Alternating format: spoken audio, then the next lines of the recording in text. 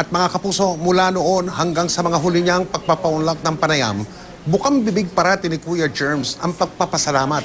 Pagpapasalamat sa Panginoon, sa mga mahal niya sa buhay, pagpapasalamat sa mga katrabaho. Nakatutok si Nelson Canlas.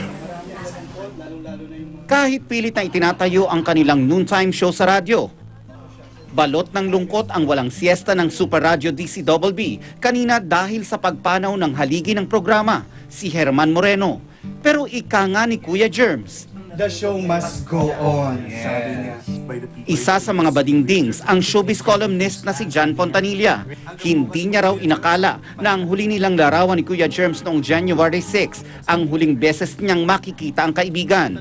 Isang taon nang nakaraan nang ma-stroke ang master showman, nagpaunlak siya sa akin ng sit-down interview para kumpirmahing okay na siya noong March 2015. And again sa mga televiewers ng Kapuso, salamat po sa kanilang pagtitiwala.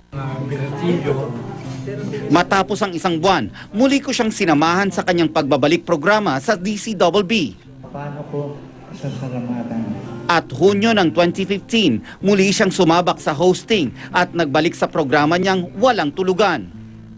Muling nakita si Kuya Germs sa kabi-kabilang mga programa, events at parties sa showbiz. Sa Sunday Pinasaya, madalas din siyang makitang nanonood sa live show. At nitong Disyembre, nanguna pa siya sa pagbibigay parangal sa ilang showbiz icons sa kanyang proyektong Walk of Fame sa Quezon City. Nakagulat for the first time, ganito ang nangyari sa ika-10 taon ng Walk of Fame Philippines. Maraming salamat, Kuya Magandang gabi sa inyo lahat, mga kapuso.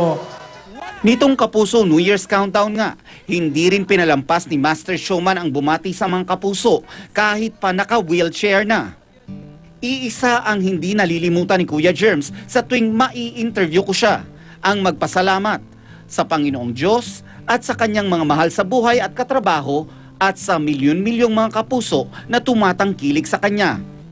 Hindi lang mga artista ang natulungan ng Master Showman, kung hindi man niya napatawa, napangiti niya ang milyong-milyong Pilipino sa buong mundo.